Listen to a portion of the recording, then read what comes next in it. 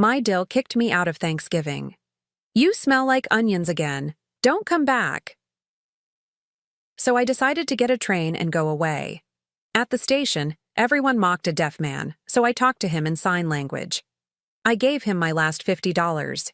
He signed, "You will have a good life."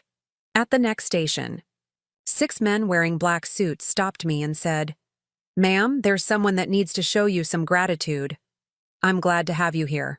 Follow my story until the end and comment the city you're watching from, so I can see how far my story has reached." I should have known something was wrong the moment Emery opened the door. Her smile was too bright, too practiced, like she'd been rehearsing it in the mirror. She stood there in her perfectly pressed apron, not a hair out of place, looking like she'd stepped out of a magazine spread about perfect Thanksgiving hostesses. "Geraldine," she said, my name rolling off her tongue like something distasteful. "You're here. Not 'Happy Thanksgiving, Mom,' or even 'Come in.' Just acknowledgement of my existence, delivered with the enthusiasm of someone greeting a door-to-door salesman. I clutched the small bouquet of supermarket flowers I'd brought, feeling suddenly foolish.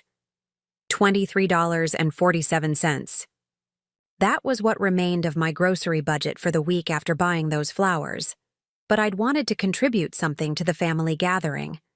Something to show I belonged here, even if lately it felt like I didn't.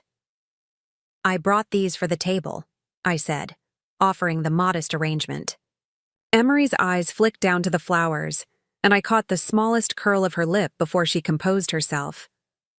"How thoughtful," she said, taking them with the tips of her fingers as if they might contaminate her manicured hands.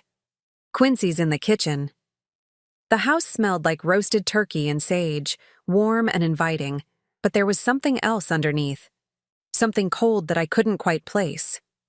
As I followed Emery through the foyer, I noticed how everything gleamed.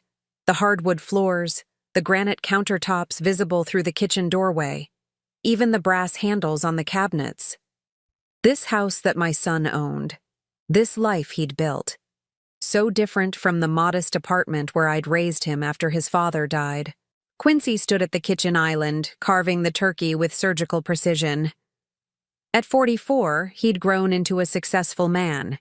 His law practice was thriving, his house was beautiful, his wife was young and attractive. Everything a mother should be proud of.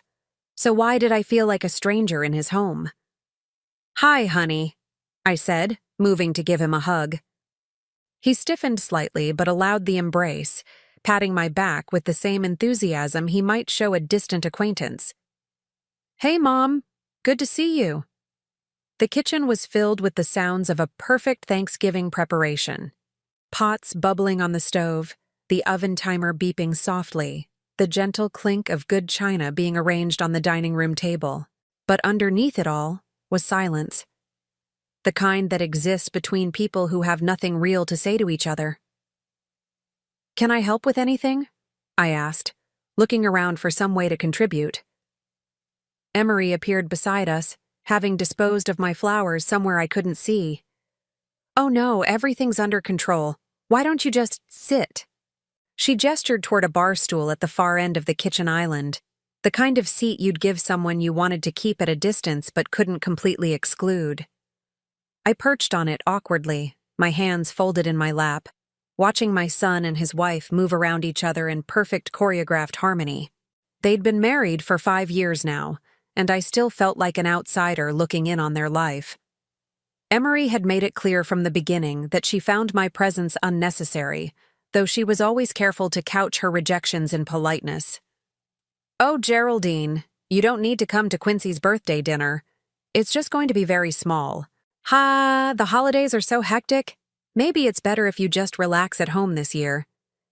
But I was here now, and I was determined to make the best of it. "The turkey smells wonderful," I said, trying to fill the silence. "It should," Emery replied, not looking up from the potatoes she was mashing. "It cost $68. Organic, free range." There was something pointed about the way she said it, as if the price tag was meant to emphasize the distance between their world and mine. I thought of the $7 chicken I'd bought for my own Thanksgiving meal, The one I'd planned to eat alone in my efficiency apartment if they hadn't invited me at the last minute. "That's nice," I said quietly. Quincy glanced up from his carving. "How's the apartment, Mom? Everything working okay?" "Oh, fine. The heat's been a little spotty, but the landlord says he'll look at it next week." I didn't mention that I'd been sleeping with 3 blankets because I couldn't afford to run the heating much, or that the spotty heat was actually no heat at all, and my landlord hadn't returned my calls in 2 weeks. "Maybe you should look for somewhere else," Emery suggested, her voice casual. "Somewhere more suitable for someone your age." The way she said your age made me feel ancient. I was 69, not 99. I still worked part-time at the library, still lived independently, still had my health and my mind. But in Emery's tone, I heard the suggestion that I was already halfway to the grave. "I like my apartment," I said, though that wasn't entirely true. What I liked was the independence it represented, the fact that I wasn't a burden on anyone. "Of course you do," she said with that bright smile again. The doorbell rang, and Emery's face lit up with genuine warmth for the first time since I'd arrived. "That must be my parents," she said, practically floating to the door. I'd forgotten that her parents were coming. Charles and Patricia Morrison, who owned a chain of restaurants and spent their winters in Florida. They swept into the house with expensive coats and loud voices, filling the space with the kind of energy that comes from never doubting you're welcome anywhere. "Emery, darling," Patricia said, air-kissing her daughter while somehow managing to embrace Quincy at the same time. "The house looks absolutely divine." Charles was already admiring something about the renovated kitchen, asking Quincy about the contractor and the cost of the marble countertops. These were people who belonged in this house, who fit seamlessly into this life my son had built. I remained perched on my bar stool, watching as the real family gathered, feeling more invisible by the moment. "Mom," Quincy said, suddenly remembering I existed, "you remember Emery's parents." "Of course," I said, standing to offer a polite greeting. "How nice to see you again." Patricia turned to me with the kind of smile people reserve for elderly relatives they see once a year and immediately forget. "Geraldine, wasn't it? How lovely. You look, well," the pause before "well" said everything. I was wearing my best dress, the navy blue one I'd bought at a thrift store 3 years ago for church. But next to Patricia's designer outfit, I felt shabby. I could smell the department store perfume she wore, something expensive and floral, and became conscious of my own scent. Soap and the faint smell of onions from the chopping I'd done for my neighbor that morning to earn a few extra dollars. Dinner was announced, and we moved to the dining room. The table was set for 6, with beautiful china and crystal glasses that caught the light from the chandelier overhead. I found myself seated at the far end, between Charles and an empty chair that would have been for Emery's sister if she hadn't canceled at the last minute. The conversation flowed around me like water around a stone. Talk of vacation plans and stock portfolios, of restaurants they'd tried and wines they'd discovered. I tried to contribute when I could, but my stories of library patrons and thrift store finds seemed to fall flat, creating awkward pauses that Emery would quickly fill with a new topic. I was reaching for the salt when it happened. "Oh, God," Emery said suddenly, her voice sharp with disgust. "What is that smell?" The table went quiet. Everyone's heads turned, following Emery's horrified gaze directly to me. "Emery," Quincy said quietly, a warning in his voice. But she was already standing, her hand pressed to her nose dramatically. "It's onions. You smell like onions, Geraldine. It's making me sick." Heat flooded my cheeks. Yes, I'd chopped onions for Mrs. Rodriguez next door that morning because she had arthritis in her hands and couldn't manage it herself. She'd paid me $10 for the help, money I'd desperately needed. I'd scrubbed my hands afterward, used lemon juice and soap, but the smell must have lingered on my clothes. "I'm sorry," I whispered. "I didn't realize." "How can you not realize?" Emery's voice was getting louder, more shrill. It's overwhelming. Patricia, aren't you just dying from that smell? Patricia shifted uncomfortably in her seat, clearly torn between supporting her daughter and not wanting to be openly cruel to an elderly woman.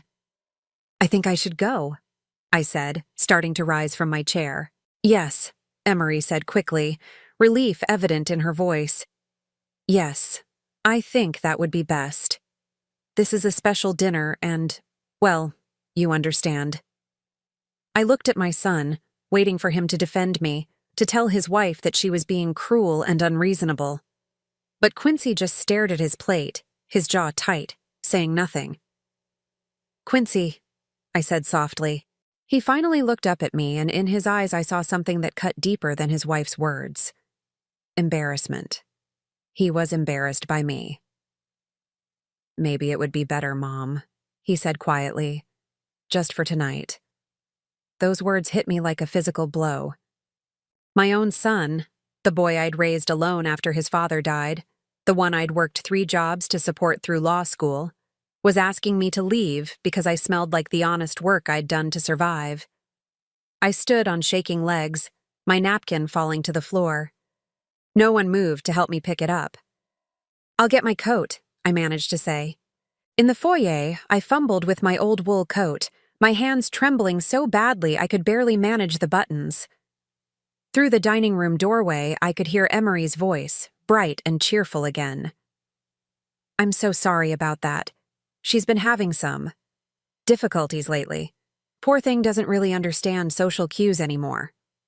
Poor thing. As if I were some addled old woman who couldn't take care of herself, instead of someone who'd sacrificed everything for the son who now sat silent while his wife humiliated me. I let myself out without saying goodbye. The November air hit my face like a slap, but I welcomed its honesty after the poisonous warmth inside. In my car, I sat with my hands on the steering wheel, trying to catch my breath. $50.37. That was all I had in my purse until my Social Security check came next week. Enough for gas and maybe a small dinner somewhere, but not enough for much else. I pulled out of the driveway and drove toward downtown, not really knowing where I was going. The radio was playing soft jazz, and the city lights blurred through my tears. For the first time in my life, I had nowhere to go for Thanksgiving. The train station appeared ahead of me, its old brick facade lit up against the darkening sky. Without really deciding to, I pulled into the parking lot and sat there, watching people hurry in and out with suitcases and purpose. Maybe it was time to just go somewhere. Anywhere. Leave this city where my son lived his perfect life without room for his embarrassing mother. I had $50 and a credit card with maybe $200 of room left on it.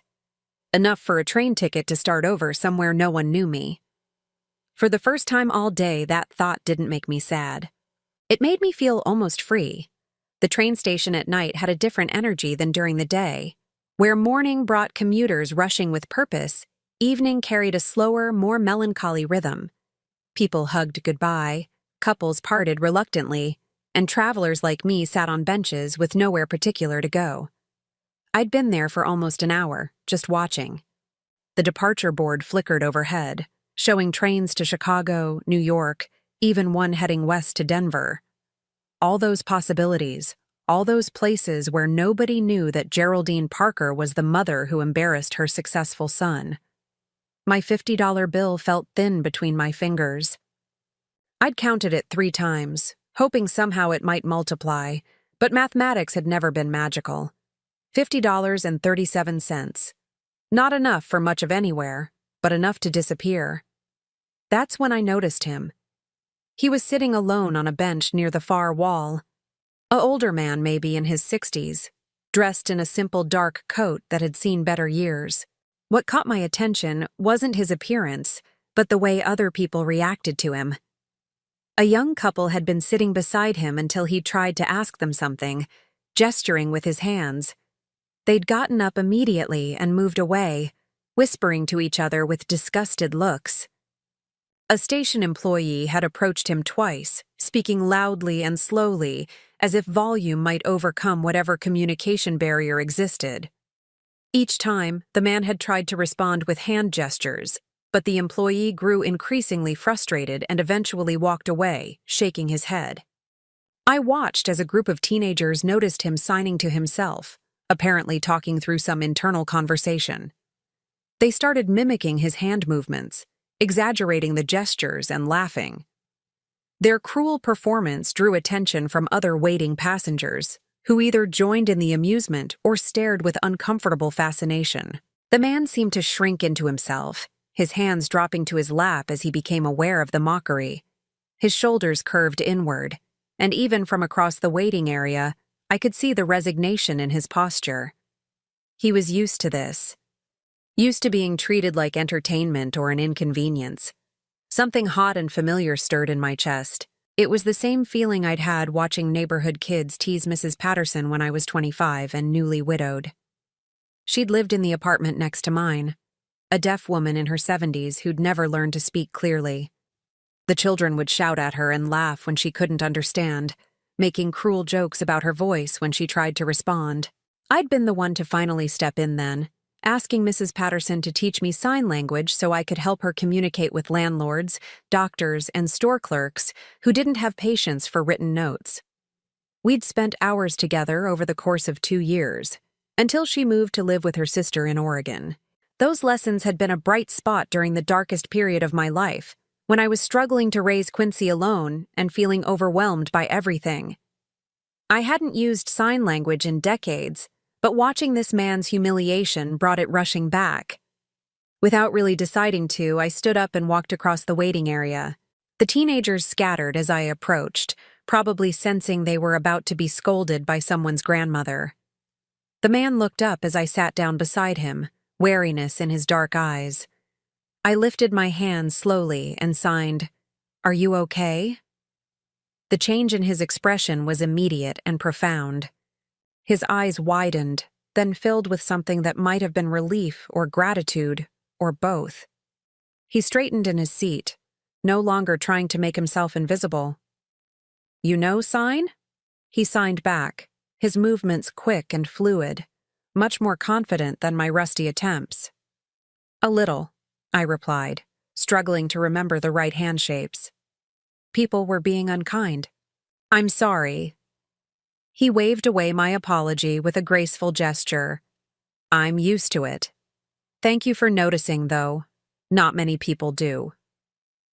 We sat in comfortable silence for a moment, and I found myself studying his face.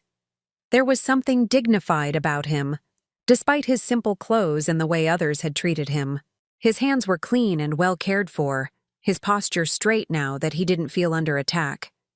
He carried himself like someone accustomed to respect, even if he wasn't receiving it tonight. "Are you traveling?" I asked. "Supposed to be," he signed, then paused. "But I think I lost my wallet. Had my ticket, my identification, everything." My heart sank for him. Being stranded was bad enough when you could easily communicate with station personnel. For someone who couldn't hear and relied on sign language, it would be nearly impossible to get help from anyone here. "Did you check the lost and found?" He nodded, looking discouraged. The clerk couldn't understand what I was looking for. He kept talking louder, as if that would help. His hands moved with a touch of bitter humor. Amazing how many people think deafness is actually a volume problem. I found myself smiling at that, which seemed to surprise him. "Where were you trying to go?" I asked. "Baltimore. I have family there." He paused, seeming to debate something with himself. "I'm supposed to be at work tomorrow, but I guess that's not happening now." "What kind of work do you do?" His hands hesitated, then he signed simply, "Medical field, but it's not important now." There was something he wasn't telling me, but I didn't press. We all had our private troubles. I looked around the station, at all the people rushing past without a second glance at this man who was stuck. The departure board showed a train to Baltimore leaving in 45 minutes. According to the price display, a one-way ticket cost $43. I had $50.37. "What if I bought your ticket?" I heard myself asking. His hands went still. I couldn't ask you to do that. You didn't ask. I'm offering. You don't even know me. I thought about that for a moment. I know you're stranded and need help. I know people were treating you badly and you didn't respond with anger. That tells me enough. He studied my face intently as if trying to read something there. Why would you help a stranger? The question caught me off guard. Why was I willing to give away almost all the money I had to someone I'd just met? Maybe it was because I'd been shown so little kindness myself today. Maybe it was because helping Mrs. Patterson had been one of the few times in my life I'd felt truly useful. Or maybe it was simply because doing something good felt better than sitting alone feeling sorry for myself. Because you need help, and I can provide it, I signed. It's that simple. He was quiet for a long moment, his hands folded in his lap. When he finally looked up, his eyes were bright with unshed tears. That would mean everything to me, he signed. But I don't know how I could repay you. You don't need to repay me. I stood up and walked to the ticket counter, my heart pounding. $43 would leave me with $7.37. Not enough to buy a ticket anywhere myself. Barely enough for a meal. But seeing the relief and gratitude in his expression had been worth more than money. The ticket agent, a tired-looking woman in her 40s, barely looked up as she processed the purchase. Next train to Baltimore departs platform 3 in 40 minutes, she said, sliding the ticket across the counter. When I returned to the bench, he was standing, ready to go. I handed him the ticket, and he stared at it for a moment as if he couldn't quite believe it was real. Thank you, he signed, but the simple words seemed inadequate for what he was feeling. Travel safely, I replied. He hesitated, then reached into his coat pocket and pulled out a business card.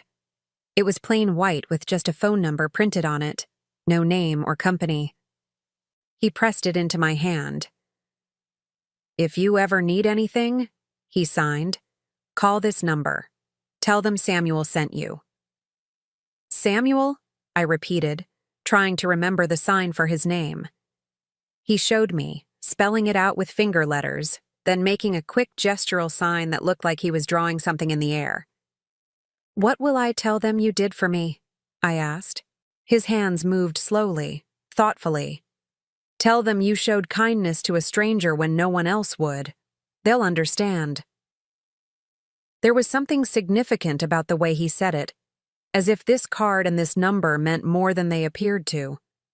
But before I could ask, the announcement came over the loudspeaker for final boarding to Baltimore.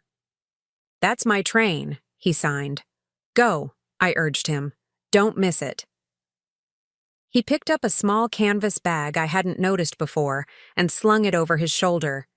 As he started to walk away, he turned back one more time. You will have a good life, he signed, the movements deliberate and precise.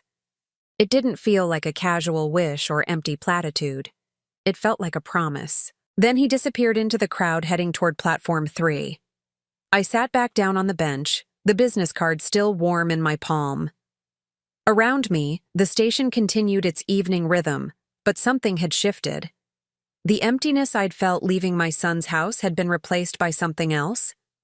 Not happiness exactly, but a sense of having done something meaningful. $7.37. I counted the remaining money in my purse and laughed quietly to myself. I'd given away most of what I had to a complete stranger, and somehow I felt richer than I had all day. The card was plain and unremarkable, but I slipped it carefully into my wallet next to my driver's license. Samuel had said to call if I ever needed anything, but what could a deaf man with no wallet possibly do to help someone like me? Still, there had been something in his manner, in the way he'd signed that final promise, that made me think there was more to Samuel than met the eye. I looked up at the departure board again. The train to Baltimore was probably pulling out of the station now, carrying Samuel toward whatever family was waiting for him. I hoped they would appreciate what he'd gone through to get there, the kindness of strangers that had made his journey possible. A new announcement echoed through the station, calling for passengers to board the late train to Chicago. For a moment, I considered it. $7 wouldn't buy me a ticket, but maybe I could talk to the conductor, explain my situation. Maybe there was a way to start over somewhere new. But as I sat there in the warm station, watching other people begin their journeys, I realized something had changed in me. For the first time in months, I didn't feel like running away. I felt like someone who had something valuable to offer the world, even if my own family couldn't see it. I stood up, gathered my coat, and walked toward the exit. Outside, the November air was still cold, but it no longer felt like a slap. It felt like a fresh start. The business card pressed against my fingers through my wallet as I walked to my car. Samuel had disappeared into the night, but he'd left me with something unexpected. Not just a mysterious phone number, but a reminder that there were still people in the world who recognized genuine kindness when they saw it. And somehow, that felt like the beginning of something important. I made it exactly 3 blocks from the train station before they found me.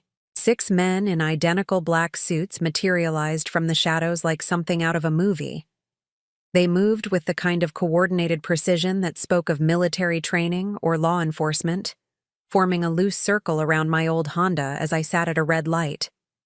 My first instinct was panic. In my neighborhood, well-dressed men approaching your car at night usually meant trouble of the expensive kind. I fumbled for the door lock, but the man nearest my window held up his hands in a gesture of peace. He was tall, maybe in his 40s, with graying temples and the kind of serious expression that comes from carrying important responsibilities. When he spoke, his voice was respectful but urgent. "Mrs. Parker, I'm Agent Morrison with Hospital Security. There's someone who needs to show you some gratitude." "Hospital security?" I rolled down my window a few inches, my heart still hammering. "I don't understand." "The gentleman you helped at the train station tonight, Dr. Samuel Chen. He asked us to find you." Dr. Chen. Samuel was a doctor. That explained the dignity I'd sensed beneath his simple clothes. But it didn't explain why hospital security was tracking me down like I was some kind of fugitive. "Is he okay?" I asked. "Did something happen to his train?" Agent Morrison exchanged glances with his colleagues. "Mrs. Parker, would you be willing to come with us? Dr. Chen would very much like to speak with you, and there are some things he needs to explain in person." Every instinct I'd developed in 69 years of life told me to drive away. Normal people didn't get approached by teams of security agents. Normal good deeds didn't result in mysterious summons in the middle of the night. But nothing about this evening had been normal, starting with my own son asking me to leave his Thanksgiving table. And something in Agent Morrison's manner convinced me that whatever this was about, it wasn't dangerous. At least not to me. "Where is Dr. Chen?" I asked. "St. Mary's Hospital, about 15 minutes from here." I thought of my empty apartment, of the $7.37 in my purse, of the humiliation still burning in my chest from dinner. What did I have to lose? "I'll follow you," I said. The convoy of black SUVs that escorted me through the city was both ridiculous and oddly comforting. Whatever Samuel had gotten himself into, it was clearly serious enough to warrant this level of security. As we pulled into the hospital's private entrance, I began to understand that the man I'd helped wasn't just any doctor. St. Mary's was the kind of hospital where wealthy people went for discreet treatment.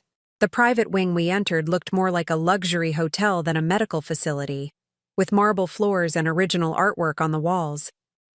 Agent Morrison guided me through corridors that smelled of expensive disinfectant and privilege. "Mrs. Parker," he said as we walked, "before we go in, I need to explain something. Dr. Chen suffered a massive heart attack at the train station tonight. If you hadn't been there to communicate with the paramedics, he would have died." The words hit me like a physical blow.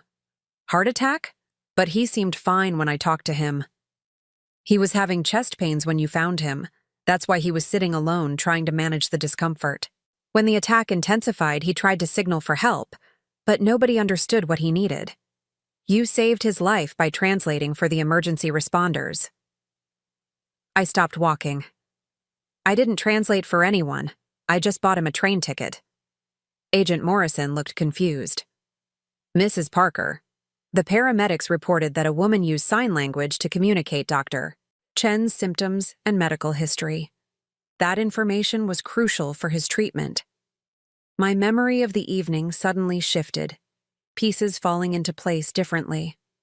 The moment when Samuel had tried to ask those people something, and they'd moved away in disgust. The way he'd gestured when the station employee couldn't understand him. The teenagers mocking his hand movements.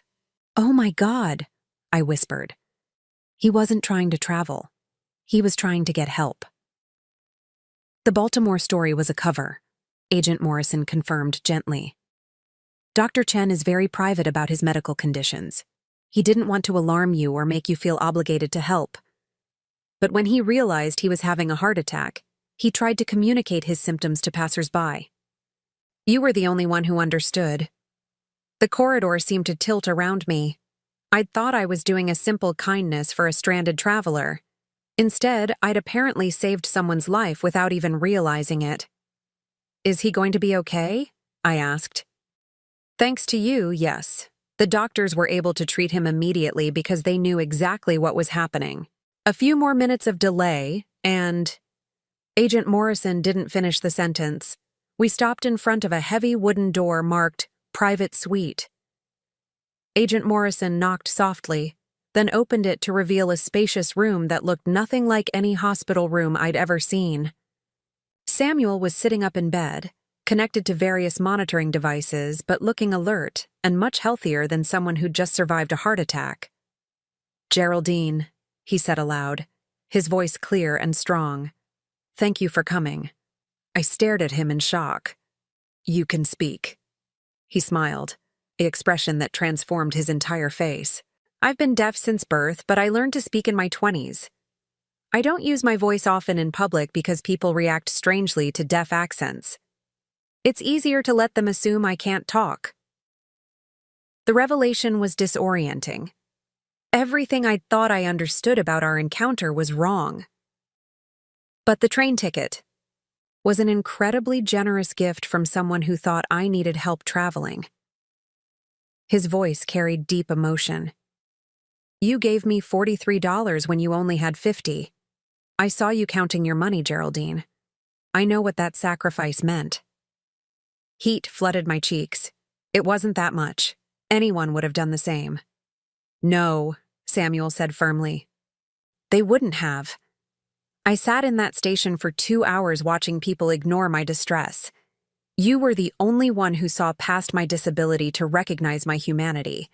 And when you thought I was stranded, you gave away almost everything you had to help me."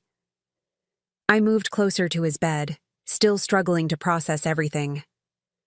"The business card you gave me is my direct line.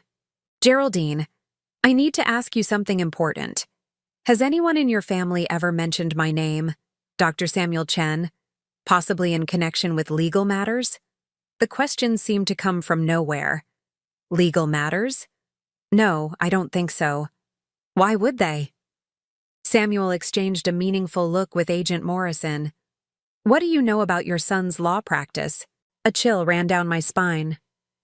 "Quincy specializes in estate planning, elder law mostly. He helps families with inheritance issues and—" I trailed off, sensing somehow that I was about to learn something terrible. "Geraldine," Samuel said gently, "your son has been stealing from his elderly clients for over 3 years. My hospital has been investigating him because several of our patients' families came to us with complaints about missing inheritance money." The world tilted sideways. "That's impossible. Quincy would never. He's a respected attorney. He has ethics rules, professional standards." "He's very careful," Agent Morrison said quietly. "He targets elderly clients who don't have close family oversight, people who trust him completely and don't question his handling of their affairs." Samuel leaned forward in his bed, his expression compassionate but serious. "I've been working with law enforcement for months documenting his crimes. We have evidence of him stealing from at least 12 different clients, totaling over $800,000. "No," I said, shaking my head. You're wrong. You must be wrong. Geraldine, Samuel said softly, when did you stop receiving your inheritance payments? My blood turned to ice. What inheritance payments? From your husband's life insurance policy. Robert Parker had a substantial term life policy that was set up to provide monthly payments to you for 20 years after his death. Those payments should have continued until 2015. I sank into the chair beside his bed, my legs no longer able to support me. I never received any inheritance payments. Robert's policy barely covered his funeral expenses. Samuel's face was grave. According to the insurance company's records, monthly payments of $1,400 have been going to an account managed by Quincy Parker, acting as your financial guardian, since 2003. $1,400 every month, for 20 years. The numbers swam in my head, too large and terrible to comprehend. $340,000. Money that should have kept me comfortable, that should have meant I never had to choose between heat and groceries, never had to chop onions for neighbors to earn $10. That's impossible, I whispered. I would have known. There would have been paperwork. Your son filed guardianship papers after your husband died, Agent Morrison explained. He claimed you were suffering from grief-related depression and couldn't manage your own finances. The insurance company sent all correspondence directly to him. I remembered those months after Robert's death. I had been devastated, overwhelmed by trying to raise Quincy alone while grieving the loss of my partner. Quincy had been 16, old enough to help with some arrangements, but young enough to need guidance. I'd been grateful when he'd taken initiative with some of the legal paperwork, proud of how mature and responsible he was being.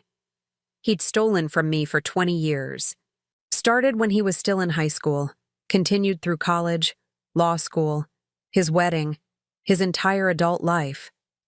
Every time I'd struggled to pay rent, every time I'd apologized for not being able to help him financially, he'd been living off money that belonged to me. The insurance company tried to contact you several times over the years when payments were missed or delayed, Samuel continued, but Quincy intercepted all the correspondence. As far as they knew, you were being taken care of. My mind flashed to all the times Quincy had handled my mail, offering to help with bills and paperwork because it was too much stress for me. Times when I'd been grateful for his assistance, proud that I'd raised such a caring son. Does Emery know? I asked, though I already suspected the answer. Samuel nodded grimly. She's the one who suggested the guardianship fraud originally. We have emails between them discussing how to maintain the arrangement and avoid detection. Emery, the woman who'd humiliated me for smelling like onions, who'd treated me like an unwelcome burden, had been living in a house paid for with money stolen from me. The expensive furniture, the $68 turkey, the renovated kitchen with marble countertops, all of it funded by my husband's life insurance. Why are you telling me this? I asked. Why do you care about one old woman's family problems? Because you saved my life, Samuel said simply, and because I've spent my career fighting for people who can't fight for themselves. I run a foundation that provides legal aid to elderly victims of financial abuse. When I started investigating your son, I never imagined I'd end up owing my life to his victim. The irony was breathtaking. The son who'd stolen my future had led me to the man who could restore it. The humiliation that had driven me from Quincy's house had brought me to the train station at exactly the moment Samuel needed help. What happens now? I asked. Now we give you back what was stolen, Samuel said, and we make sure your son faces consequences for what he's done. Agent Morrison pulled out a thick folder. We have all the documentation ready. The insurance company has already frozen your son's access to the accounts. You can have your money back by the end of the week. $340,000. The amount was so large it felt abstract, like monopoly money. But it represented 20 years of struggling, 20 years of believing I was a burden, 20 years of accepting charity from the very people who were robbing me. There's something else, Samuel said quietly. "The medical emergency tonight. Your intervention. It's given us the perfect opportunity to approach your son about the investigation. We'd like you to be there when we do." I looked up at him sharply. "What do you mean?"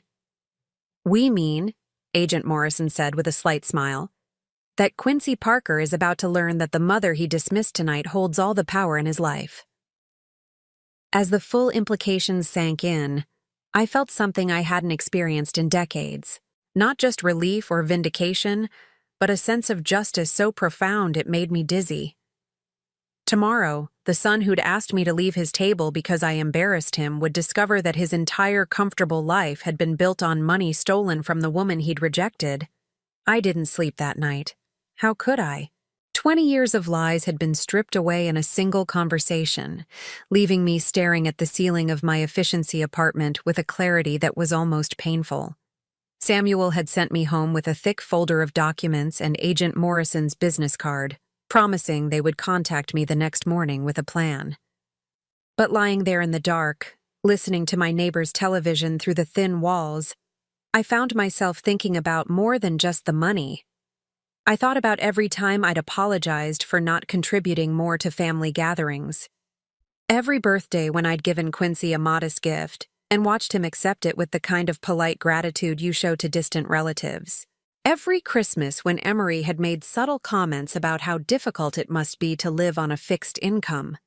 They had been stealing from me while accepting my gratitude for their occasional acts of charity. The phone rang at exactly 8 o'clock in the morning. Agent Morrison's voice was crisp and professional. "Mrs. Parker, Dr. Chen would like to meet with you this morning before we approach your son. Are you available at 10? I was dressed and ready by 9:30, sitting in my car outside St. Mary's Hospital with the folder of evidence in my lap. The November morning was gray and cold, matching my mood perfectly. Today, my son was going to learn that his entire adult life had been built on a foundation of theft and lies. The question was, what did I want to happen to him? Samuel looked much better when I arrived at his room. The monitors were gone, and he was dressed in street clothes, sitting in a chair by the window with a cup of coffee. When he saw me, he stood and embraced me gently. "How are you feeling?" he asked. "Angry," I said honestly. "Confused, betrayed, but also relieved somehow. At least now I know why nothing ever made sense." He nodded understanding. Financial abuse within families is particularly devastating because it destroys trust in the people who are supposed to protect you. Your feelings are completely normal. "What happens to Quincy?" I asked. "If we proceed with this investigation, what are the consequences?" Samuel's expression grew serious. "That depends partly on you. We have enough evidence to pursue criminal charges for fraud, elder abuse, and embezzlement. If convicted, he could face 5 to 10 years in prison and be required to repay everything he's stolen, plus penalties. And if I don't want to press charges, we can still recover your money through civil proceedings. The insurance company is eager to cooperate because they've been defrauded too. But without criminal charges, Quincy might only face professional consequences. Loss of his law license, civil penalties." I stared out the hospital window at the city below. Somewhere out there, my son was probably having his morning coffee, preparing for another day of practicing law, completely unaware that his world was about to collapse. "There's something else you should know," Samuel said quietly. "We've been monitoring his communications since we started the investigation. Yesterday, after you left his house, Quincy called his office partner to discuss what he called the mother problem." My stomach clenched. "What did he say?" Samuel pulled out a small recording device. "Are you sure you want to hear this?" I nodded, though my hands were shaking. The recording quality was crystal clear. Quincy's voice, confident and casual, discussing me like I was a business obstacle. "She's getting more difficult," I heard him say. "Emery thinks we should look into assisted living options. Something to limit her access to family functions." Another voice, his partner David. "That seems harsh. She's still mentally competent, right?" Physically, yes, but she's becoming an embarrassment. Did you see how she showed up to Thanksgiving? She smelled like she'd been working in a restaurant kitchen. Emery was mortified in front of her parents. My breath caught. He'd been planning to institutionalize me. The financial guardianship makes it easier, Quincy continued. I can argue that she's not capable of managing her living situation independently. The smell, the inappropriate behavior, the inability to maintain proper hygiene standards, it all builds a case for incompetence. David's voice was uncomfortable. Quincy, that sounds like you're manufacturing evidence. I'm documenting a natural decline. It happens to everyone eventually. Better to handle it proactively than wait for a crisis. What about her own wishes? Quincy laughed, a sound I'd heard countless times but never recognized as cruel until now. David, she's living in a studio apartment and chopping onions for neighbors to earn grocery money. Trust me, assisted living would be an upgrade. She'll thank us eventually. The recording ended. Samuel watched my face carefully as he put the device away. They weren't just stealing my money, I said slowly. They were planning to take away my freedom. The financial abuse was phase 1, Samuel confirmed. Complete control of your living situation would have been phase 2. Once they had you in a facility they selected, they could have managed every aspect of your life while continuing to collect your benefits. The full scope of their betrayal hit me like a physical blow. This wasn't just about greed.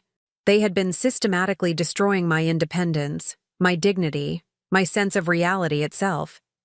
Every time I'd struggled financially and they'd offered small helps, $20 here, a meal there, they'd been reinforcing my dependence while stealing hundreds of times that amount. How long have you been investigating Quincy? I asked. 8 months. It started when Mrs. Eleanor Hartwell came to our patient advocacy office. Her grandson brought her in because she suspected her attorney was stealing from her trust fund. When we started looking into her case, we found a pattern. Samuel opened another folder, this one filled with photographs of elderly faces. Men and women in their 70s and 80s, all looking proud and dignified in their professional headshots. 12 victims so far, he said. All clients of your son's firm, all elderly, all either widowed or isolated from family. Your son was very careful about target selection. I studied the faces, seeing myself reflected in their vulnerability. What happened to them? Mrs. Hartwell lost $63,000 from her trust fund before her grandson intervened. Mr. Peterson lost his entire inheritance from his wife's estate, nearly $200,000. Mrs. Chen. Chen? Are you related? Samuel's expression darkened. My aunt. She lost $120,000 before she died. That's when I got personally involved in this investigation. The revelation added another layer to an already complex situation. Samuel wasn't just a good Samaritan I'd helped at a train station.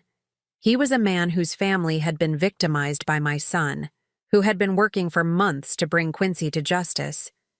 You knew who I was last night, I said. At the train station. I suspected. When you told me your last name was Parker, it seemed too coincidental, but I wasn't certain until Agent Morrison confirmed your identity. So when you said I would have a good life, I meant it. Your son's crimes were about to be exposed whether we'd met or not. You saved my life, Geraldine. The least I could do was make sure justice included you. A knock at the door interrupted us. Agent Morrison entered, followed by a woman in an expensive suit carrying a briefcase. Mrs. Parker, Agent Morrison said. This is Attorney General Richards. She's here to discuss your options. Out? Attorney General Richards was probably in her 50s, with the kind of authoritative presence that came from years of prosecuting difficult cases. She shook my hand firmly and sat down across from me. Mrs. Parker, I want you to know that what happened to you represents one of the most extensive cases of familial financial abuse we've seen. Your son didn't just steal money. He systematically manipulated your understanding of your own financial situation to maintain control over your life. What are my choices? I asked. We can proceed with criminal charges immediately. The evidence is overwhelming, and we can guarantee conviction. Your son would face significant prison time and be required to make full restitution. And if I don't want to pursue criminal charges? We can still recover your money through civil proceedings and professional sanctions.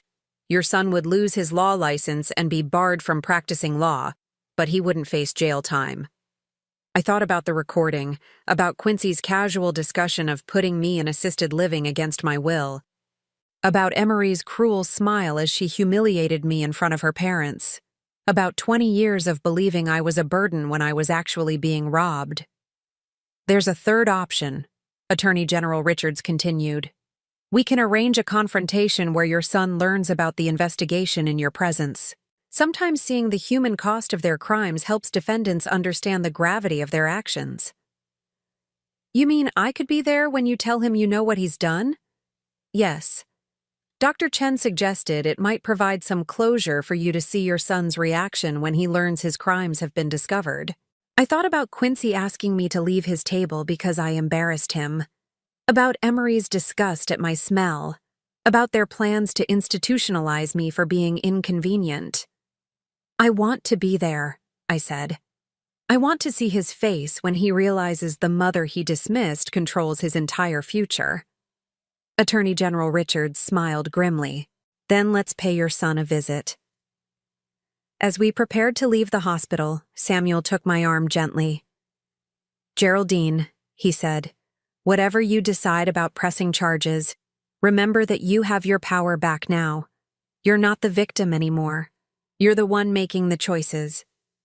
For the first time in 20 years, that felt absolutely true.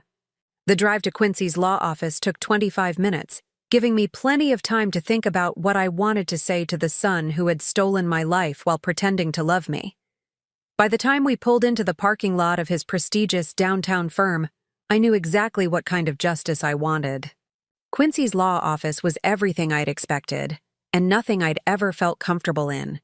Glass and steel, polished marble, abstract art that probably cost more than I'd spent on rent in 2 years.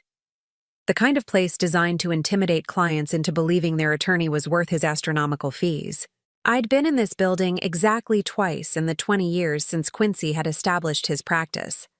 Both times, I'd felt like an intruder, someone who clearly didn't belong among the wealthy clients who could afford his services. Now, walking through the lobby flanked by Agent Morrison and Attorney General Richards, I felt different. Not like an intruder, but like someone with a purpose. He's in a client meeting, the receptionist informed us, her voice carefully neutral despite the obvious tension of having law enforcement appear unannounced. Mr. Parker asked not to be disturbed. Tell him it's about his mother, Attorney General Richards said calmly. Tell him it's urgent. The young woman's eyes flicked to me, taking in my modest coat and sensible shoes, clearly confused about why this elderly woman was accompanied by what was obviously a very serious legal delegation. She picked up her phone and spoke in hushed tones. He'll see you in 5 minutes, she said, hanging up. Conference room B. As we waited, I studied the photographs lining the walls. Quincy shaking hands with judges, receiving awards from bar associations, posing at charity functions with Emery by his side. In every picture, he looked confident, successful, respected. The kind of son any mother should be proud of.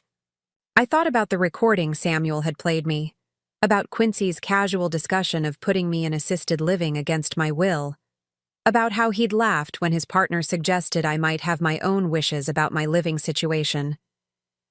Mrs. Parker, Attorney General Richards said quietly, "Are you ready for this?" I nodded, though my hands were shaking slightly. I've been ready for 20 years. I just didn't know it. The conference room was impressive, with floor-to-ceiling windows overlooking the city and a table that could seat 20 people. Quincy was already there when we entered, standing at the head of the table in his perfectly pressed suit, his expression shifting from professional courtesy to confusion to alarm as he registered who was with me. "Mom," he said, his voice carefully controlled. "What's going on?" These people said it was urgent. Hello, Quincy, I said, surprised by how calm my own voice sounded. We need to talk. Attorney General Richards took charge immediately, placing her briefcase on the conference table and removing several thick folders. Mr. Parker, I'm Attorney General Richards. This is Agent Morrison from the Hospital Fraud Investigation Unit. We're here about your handling of your mother's financial affairs. The color drained from Quincy's face, but he recovered quickly, slipping into lawyer mode. I don't understand. What financial affairs? My mother handles her own finances. Actually, Agent Morrison said, consulting his notes, according to our records, you've been managing her finances under a guardianship arrangement since 2003. An arrangement that has allowed you to intercept and redirect monthly insurance payments totaling $340,000 over the past 20 years. Quincy's carefully composed expression cracked, just for a moment, before he reassembled his professional mask. I think there's been some misunderstanding. My mother asked me to help with paperwork after my father died. Everything I've done has been with her knowledge and consent. Is that true, Mrs. Parker? Attorney General Richards asked me directly. I looked at my son. This man I'd raised alone after his father died. This person I'd been so proud of for his success and accomplishments. No, I said clearly. It's not true. I never asked you to manage my finances. I never knew there were any insurance payments. I never knew about any guardianship arrangement. Quincy turned to me, his eyes flashing with something between anger and desperation. Mom, you were grieving. You couldn't handle the paperwork. I was trying to help you. By stealing from me? The word hung in the air like an accusation that could never be taken back. Quincy flinched as if I'd slapped him. I didn't steal anything, he said, his voice rising slightly. I invested your money. I've been managing it responsibly. You think that little apartment you live in is cheap? You think your bills pay themselves? I've been supplementing your income for years. The audacity of it took my breath away. He was actually trying to make me grateful for his theft, pretending that his occasional $20 handouts were acts of generosity rather than crumbs from my own stolen inheritance. Supplementing my income with my own money, I said. Money that belonged to me from the beginning. Agent Morrison spread documents across the table. Mr. Parker, we have bank records showing monthly deposits of $1,400 from Hartwell Insurance Company into accounts controlled by you. We have correspondence showing that these payments were designated for your mother's care and maintenance. We have evidence that she received none of these funds. Quincy stared at the papers, his jaw working silently. I could see him calculating, trying to find a legal angle, some way to make this disappear. There are also the other clients, Attorney General Richards continued. Mrs. Eleanor Hartwell, Mr. James Peterson, Mrs. Linda Chen. 12 elderly clients whose trust funds and inheritances you've systematically depleted over the past 3 years. Alt! That's completely different, Quincy snapped. Those are complex estate management situations. You can't just look at numbers on a page and assume. We can, when the numbers show consistent patterns of unauthorized withdrawals and fabricated expenses, Agent Morrison interrupted. We've been building this case for 8 months, Mr. Parker. We have everything. I watched my son's face as the reality of his situation sank in. The confident attorney disappeared, replaced by someone who looked suddenly young and frightened. For a moment, I almost felt sorry for him. Then I remembered the recording. Quincy, I said quietly, yesterday at dinner, after you asked me to leave because I embarrassed you, what did you do? He looked confused by the change of topic. What do you mean? Did you call your office? Did you talk to David about me? The confusion in his eyes shifted to wariness, then to something approaching panic. How do you know about that? Attorney General Richards pulled out the small recording device. Would you like to hear it? No, Quincy said quickly. You can't use that. Attorney-client privilege. Your partner isn't your client, Mr. Parker. and discussing plans to institutionalize your mother against her will isn't protected communication." She pressed play. My son's voice filled the conference room, casual and confident as he discussed my supposed decline, my embarrassing behavior, the need to manage the mother problem by putting me in assisted living. His laughter when his partner suggested I might have my own wishes about my living situation. As the recording played, I watched Quincy's expression change from defiance to horror to resignation. He knew he was caught, not just in financial fraud, but in his complete disregard for my humanity. When the recording ended, the silence stretched until it became unbearable. "Mom," Quincy said finally, his voice small, "I can explain." "Explain what?" I asked. "Explain how you've been stealing from me since you were 16? Explain how you plan to put me in a facility against my will? Explain how you laughed about my wishes not mattering? I was trying to take care of you. By taking away my freedom? By making me think I was a burden when you were living off money that belonged to me?" Quincy's composure finally cracked completely. "Do you have any idea how hard it's been?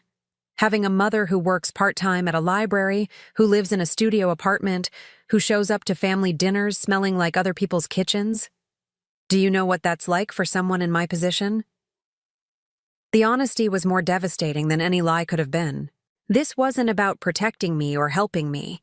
This was about his embarrassment at having a mother who didn't fit his image of success. "You could have helped me with the money that was already mine," I said. "You could have made sure I lived comfortably instead of stealing from me and then being ashamed of the poverty you created." "I didn't create anything," Quincy shot back, his anger overriding his judgment. "You chose to live like that. Even with the money I was managing, you could have asked for more help. You could have lived better." "Asked who? You never told me there was money to ask for." Attorney General Richards stood up. "Mr. Parker, you have two choices. You can cooperate with this investigation and work toward a settlement that includes full restitution and professional sanctions, or we can proceed directly to criminal charges for elder abuse, fraud, and embezzlement." Quincy looked at her, then at Agent Morrison, then at me. For the first time in my adult life, I saw my son not as the successful attorney or the ungrateful child, but as what he really was, a weak man who had built his life on theft and lies. "What do you want from me?" he asked, and I wasn't sure if he was talking to the investigators or to me. "I want my money back," I said. "All of it. I want you to face consequences for what you've done. And I want you to understand that the mother you were ashamed of is the reason you're not going to prison." He looked confused. "What do you mean?" Attorney General Richards smiled grimly. "Your mother saved the life of Dr. Samuel Chen last night. Dr. Chen runs the foundation that's been investigating your crimes. Because of her actions, he's recommended that we offer you a plea agreement instead of pursuing maximum criminal penalties." The irony was so perfect it was almost funny. The same night Quincy had rejected me for embarrassing him, I had unknowingly saved the life of the man who could destroy his career. The kindness he found shameful had earned him the mercy he didn't deserve. "I don't understand," Quincy said weakly. "You don't have to understand," I replied, standing up from my chair. "You just have to live with the consequences of your choices." I looked at my son one last time, this man I had raised and loved and sacrificed for, who had repaid me with theft and betrayal and plans to steal my freedom. "Goodbye, Quincy," I said. "Don't contact me again." As I walked toward the door, I heard him call my name, his voice breaking. I didn't turn around. Some relationships, once broken by betrayal this profound, can never be repaired. And for the first time in my life, I was okay with that. 2 years later, I stood in the kitchen of my new apartment, making coffee and watching the sunrise through windows that faced east instead of the brick wall I'd stared at for so many years. The apartment had 2 bedrooms, central heating that worked, and a view of the park where I took my morning walks. The insurance settlement had been finalized within 6 weeks of the confrontation. $340,000, plus interest and penalties, had been transferred to accounts in my name only. Quincy had been disbarred and sentenced to 18 months in minimum security prison, followed by 5 years of probation and community service working with elderly fraud victims. Emery had filed for divorce before his sentencing hearing was even completed. I could have bought a house with the settlement money. I could have traveled the world, purchased a luxury car, or moved to Florida like so many people my age. Instead, I'd chosen to live simply and invest wisely, keeping enough to ensure my comfort while using the rest to make sure I never had to depend on anyone again. The phone rang as I was reading the morning paper, a luxury I'd never been able to afford when $50 had to last a week. "Good morning, Geraldine." Samuel's voice was warm and familiar. "How are you feeling today?" "Free," I said, the same answer I'd given him every time he'd asked that question for the past 2 years. Samuel and I had developed an unlikely friendship after the investigation concluded. He'd insisted on staying in touch, claiming that saving his life had created a bond between us that couldn't be broken by the resolution of legal proceedings. I suspected it was more than that. 2 people who had survived betrayal by people they'd trusted, who understood the particular kind of strength required to rebuild after profound loss. "Are you ready for today?" he asked. Today was special. Quincy was being released from prison, and according to the terms of his probation, he was required to attend a victim impact session where the people he'd stolen from could address him directly if they chose to. I was the only victim who had agreed to participate. "I'm ready," I said. "Are you coming?" "I'll be there. Moral support." The community center where the session was being held looked like countless other institutional buildings, bland, functional, designed to be as non-threatening as possible. I arrived early and sat in the parking lot for a few minutes, thinking about what I wanted to say to the son I hadn't spoken to in 2 years. I'd received letters from him during his incarceration. Not many, and I'd only read the first one. It had been filled with self-pity and justifications, complaints about prison conditions and protests that he'd been trying to help me all along.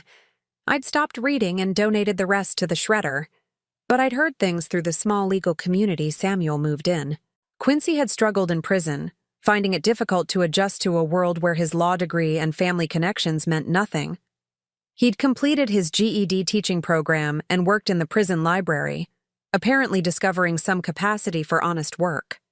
Emery had remarried within a year of their divorce, to a plastic surgeon she'd met at a charity function.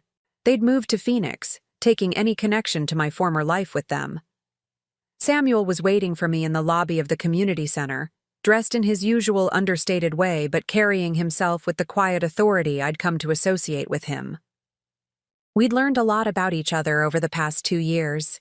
He was widowed, had no children, devoted most of his energy to his foundation and his medical practice. He'd become the closest thing I had to family, and I suspected I'd become the same for him. "How do you want to handle this?" he asked as we walked toward the conference room where the session would take place. "Honestly," I said, "I want to tell him the truth about what his choices cost. But I also want him to understand that I'm not angry anymore. I'm just done." The conference room was small and plain, with a circle of chairs arranged around a low table. Quincy was already there, sitting with his probation officer and a counselor from the Victim Services program. He looked older, thinner, wearing clothes that had clearly been purchased from a thrift store rather than a high-end department store. When he saw me, his expression went through several changes: surprise, relief, guilt, and something that might have been hope. "Hello, Quincy," I said, taking the chair directly across from him. "Hi, Mom." His voice was hoarse, uncertain. "Thank you for coming. I wasn't sure you would." "I came because I have things to say, not because I want to reconcile." The probation officer, a middle-aged woman named Mrs. Patterson, a coincidence that made me smile slightly, explained the format of the session. Quincy would listen while I spoke, then he could respond if I was willing to hear it. The purpose was accountability and closure, not negotiation or forgiveness.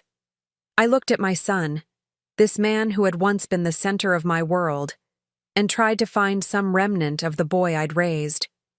He was there, underneath the prison pallor and the cheap clothes, but changed in ways that went deeper than appearance. "I want you to understand what you took from me," I began. "Not just the money, though, that was significant. You took away 20 years of dignity. You made me believe I was a burden, that I was failing at life, that I needed to be grateful for scraps of attention from my own family." Quincy's eyes filled with tears, but he didn't interrupt. "You took away my sense of reality. I spent years wondering why I couldn't make ends meet, why everything was so hard when other people my age seemed comfortable. I thought there was something wrong with me, something I wasn't understanding about how to manage money or how to live independently." I paused, gathering my thoughts. The hardest part wasn't talking about what he'd taken, but what I'd lost of myself in the process. "You took away my faith in family. I spent decades believing that love meant accepting whatever treatment people chose to give me, being grateful for any attention, not asking questions when things didn't make sense. You taught me that family was something to endure rather than something to treasure."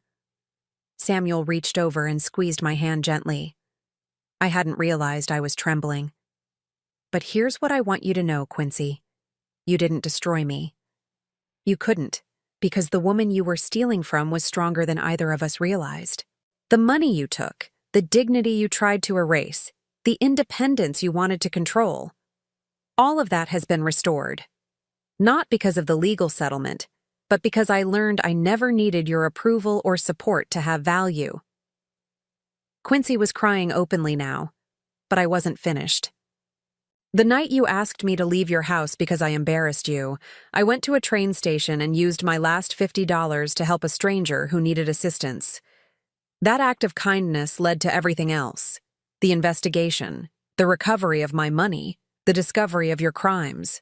The same generosity you found shameful saved you from facing maximum criminal penalties." I stood up, ready to leave. "I'm not telling you this to make you feel guilty. I'm telling you this so you understand that the mother you rejected was never the problem. Your shame about who I was, your need to control me, your willingness to steal from me rather than help me, those were the problems." "Mom," Quincy said, his voice breaking, "I'm sorry. I know that doesn't fix anything, but I am truly sorry. Prison has given me time to think about what I did, about how wrong I was. Is there any way? Is there any chance we could try again?" I looked at him for a long moment. This man who had been my whole world for so many years, who had shaped my understanding of love and family and worth. I felt sadness for what we'd lost, but also a profound sense of peace. "No, Quincy, there isn't." The finality of it surprised even me. I had expected to feel anger or bitterness, but instead I felt relief. The door I was closing had been causing me pain for years. Shutting it firmly was an act of self-preservation, not revenge. "I forgive you," I continued, "because carrying anger would hurt me more than it would hurt you. But forgiveness doesn't mean reconciliation. Some betrayals are too fundamental to repair." I picked up my purse and walked toward the door, then paused. "I hope you rebuild your life honestly, Quincy. I hope you find peace. But you'll do it without me." Samuel was waiting in the parking lot when I came out, leaning against his car with the kind of patient grace that had made him such an important presence in my new life. "How do you feel?" he asked. "Free," I said, and meant it completely. We drove to the park near my apartment, where we often walked on weekend mornings. The November air was crisp but not bitter, and the trees were showing their last brilliant colors before winter set in. "What do you want to do with the rest of your day?" Samuel asked, as we settled onto our usual bench overlooking the duck pond. "I was thinking about visiting the library," I said. "I've been considering volunteering there, maybe helping with their literacy program." He smiled. "That sounds perfect." We sat in comfortable silence, watching families feed the ducks and children play on the nearby playground. For the first time in my adult life, I wasn't worried about money, or wondering if I belonged somewhere, or calculating how to make someone else happy at my own expense. I was simply present, simply myself, simply free. Samuel, I said, do you remember what you told me at the train station that night? You said I would have a good life. I remember. How did you know? He was quiet for a moment, watching a young mother push her daughter on a swing. Because I saw how you treated a stranger when you thought no one was watching. People who are kind without expectation of reward, who give when they have little to spare. Those people deserve good lives. Sometimes it takes a while for the universe to notice, but justice usually finds its way. I thought about that as we walked back to my car. Justice, not revenge, not punishment, not even forgiveness. Just the simple balance of a life lived with integrity being rewarded with peace. That evening, as I made dinner in my well-heated kitchen and planned my week of volunteer work and coffee dates with Samuel and book club meetings with my new neighbors, I realized something profound had happened. I had become the person I was always meant to be. Not Quincy's mother, not Emery's burden, not a victim of anyone's crimes or cruelty, just Geraldine Parker, a woman who had survived betrayal and discovered that her own strength was more than enough to build a life worth living. The phone rang as I was getting ready for bed. An unknown number, probably a telemarketer, but I answered anyway. Mrs. Parker, this is James Chen, Dr. Chen's nephew. He wanted me to call and tell you that Mrs. Henderson, one of the other victims from your son's case, would like to meet you. She's starting a support group for people who've experienced financial abuse by family members, and she thought you might be interested. I considered it. A year ago, I would have declined, too ashamed to talk about what had happened to me. Now, the idea of helping other people navigate similar betrayals felt like a natural extension of the healing I'd done. Tell her yes, I said. I'd be honored to help. After I hung up, I looked around my apartment one more time before turning off the lights. Tomorrow would bring new opportunities to be useful, to be kind, to be myself without apology or explanation. For the first time in my life, that felt like enough. More than enough. It felt like everything. Now I'm curious about you who listened to my story. What would you do if you were in my place? Have you ever been through something similar? Comment below. And meanwhile, I'm leaving on the final screen 2 other stories that are channel favorites, and they will definitely surprise you. Thank you for watching until here.